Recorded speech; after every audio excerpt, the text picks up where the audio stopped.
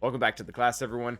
Today we are going to be talking about modding once again, more specifically, which characters want your fastest health sets. This is a little tricky when we were first making it, because a lot of the characters that I was looking at, in fact, most characters that I was looking at, really would prefer a defense set because of how the metrics work out. Typically, it's better to have a health primary and a defense set than to have a health set. But there are a number of characters that are going to fit into this mold, and some of them are pretty darn common. So that being said, let's go ahead and get into things. First up is going to be Cat, and I guess I'll say this while we're talking about Cat as well as the rest of the characters. Most of the characters here, they either have a reason specifically that health adds something to their kit, or because they are up and they are fighting the strongest teams in the game, and because they're fighting the strongest teams in the game, most of those just have a way to ignore defense. If you look at the Lord Vader team, they're using dots that are either eating at your max health, or they're using Maul's true damage. If you're looking at JMK, there's a ton of armor shred and defense penetration. If you're looking at Jabba, again, a ton of defense penetration. JML's leadership ability goes through armor. Rey's whirlwind and her ult, one of them is true damage and the other one has a fixed damage rate. Basically what I'm getting at is, at the top level of Galactic Legend teams, typically defense, you go right through it, and that really does define where Cat sits. Cat is typically with JMK, and even if she's not, like Padme, Cat can still beat Galactic Legends. So this is kind of her arena regardless of how you're using her, and we want to have health on there to be able to boost her max stats. We actually have her pretty high with still having a speed set on her. And the reason why we have that one health set there does have a lot to do with how she gains these bonus stats when she comes in. And she doesn't even get them for herself, but she gets them for the rest of her team. And one clarification, because this can be a little confusing, Ahsoka, or Cat, is not sharing her health with the rest of the team. She gives herself 50% of her own health, and she also is letting everyone else on the team get 50% of their own health. So she's not stat sharing necessarily, but she is, bottom line, she is increasing her own health by 50%, and that's something that you can take advantage of by modding her for more health. The other big thing that is on here that probably has a lot of synergy is looking at the way she functions. Again, under both Padme as well as JMK, there's a lot of protection up that's constantly flying around that has a lot of other things that it does. Under Padme, you can use courage. Under JMK, you can not be crit. It has a lot of valuable things. I guess Padme, you can't be crit as well. They go around, and that's all built on max health. You don't really want her to have the protection in that regard, and again, we've kind of already ruled out defense, so that's why she is, I guess, number one on this list. These aren't listed in any order. And speaking of Padme, she's also going to make the list, so for pretty much the same exact reasons that we were saying before, she just has a kit that is completely based around health.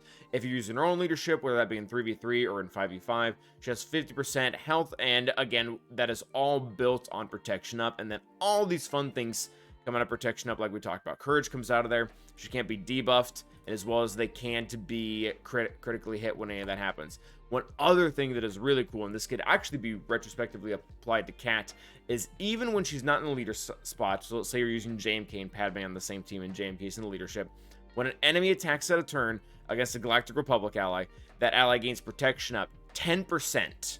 10% does not cycle itself for one turn, and then it's 40% if it's under her own leadership. And what this does is, if you're trying to take, say, JML, for example, in against JMK, which was one really popular counter, I guess, before Jabba came around. I guess most people don't have Jabba, so this is probably still relevant. This made a huge difference, because if every single time that you were calling one of your other Jedi to assist from the JML team, you were increasing their protection up by 10%, that ends up making a difference. That includes, again, when you're going to kill Padme herself, because she doesn't stat share herself, but you still have to kill her, and it still shows that the whole team, again, between Cat and Padme, revolve around this idea of the more health you have, the better off you're going to be. Next up is going to be Malgus. Again, Malgus fits this kind of mold that we were talking about before, where he is on the upper echelon of teams, at least in JC, where he is either fighting Galactic Legends or he's being beaten by Galactic Legends. I guess one outside source that we were not going to argue for defense for him is because when used with Darth Revan, whether in territories or GAC, he is getting 5 stacks of ferocity, and that ferocity is dragging down his defense naturally. So it's a little weird to capitalize on something that is already essentially getting nerfed within the team's own kit. So I do actually different, I guess Padme has full health set, Cat has the speed set, but he has full health sets as well. This does a ton for his leadership. I don't even know if I want to read all the things that he gains max health for. He gets 10% for each Sith Empire ally at the beginning of the turn. When he does, this is one of the really cool things that he does, is if you kill everyone and just leave him, and let's say you leave him with a sliver of health, he comes back at 100% health protection. So the more health you have, the more he's going to be able to come back with.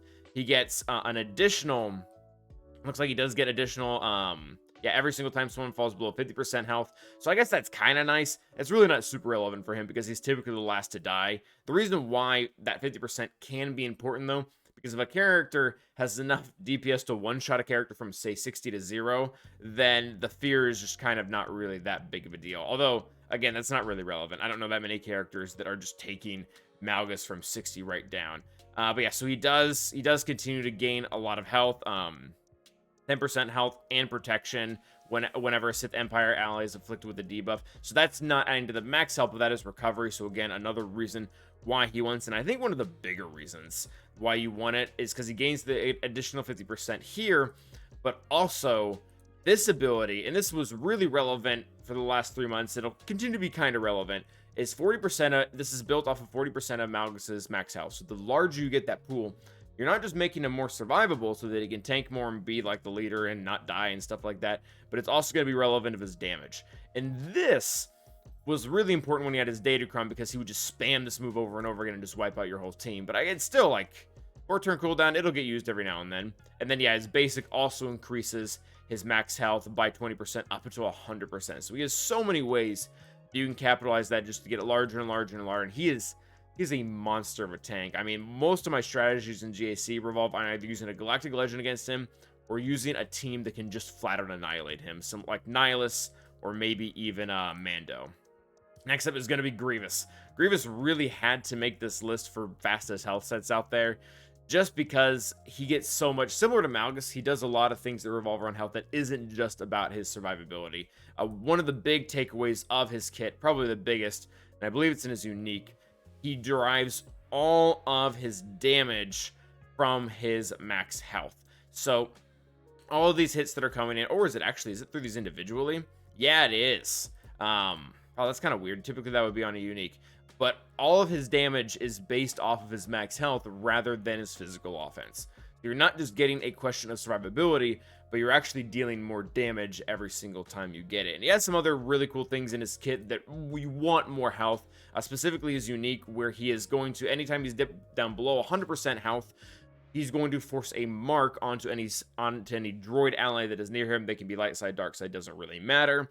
And the reason why you want it to be 100% is because, or sorry, not 100%, but the reason why you want it to be really high is because if Grievous has low health, and he has a sliver protection, he hasn't dipped into his health yet, and a character like, say, Ki-Adi-Mundi can just come in and one-shot him, then he's not really doing his job. You need to make sure that he has enough health, again, not only that he's getting damage, but that he's not just being one-shot when he just has a sliver protection and he's sitting there. So that is one really relevant one. And last but not least is going to be IG-11. IG-11 is a character that wants health sets. A lot of his kit is derived off of it. He gets 20%, he actually gains max protection equal to 20% of his max health. So right out there, that's a bonus that he's getting that wouldn't apply to, say, defense or protection. He also recovers health of 30% to one of his allies. So, and that's based, yes, they recover 30% of his max health, not that ally. So the higher it is, the more recovery you're getting out of that. One other thing that's really cool with this is the way that IG's kit works, it is he dispels all these buffs from droid and scoundrel allies, including himself. So if, let's say, the enemy has him loaded up with like 20 damage over times or whatever, that gets dispelled. So you don't have to worry about him being eaten alive by that kind of thing unless they're like a lock debuff, for example. I guess that applies to thermals. But for the most part, he's going to be able to get him off, and he's going to not necessarily have to take all that damage all the time. No pun intended there. One other thing that is really important that we say about here is, again, this isn't just about where you should put your health sets, but where you should put your fastest health sets.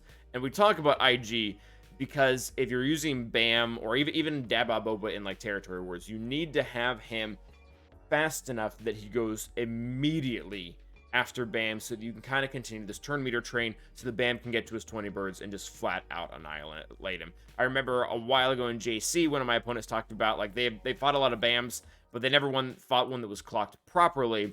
And when Queel goes, Bam goes into his crouching stance, IG-11 over here goes and hits everyone, Dengar, whoever goes next, and all of a sudden, your team has a ton of turn meter, and also 20 whistling birds that the opponent now is just going to lose a character and has to deal with it.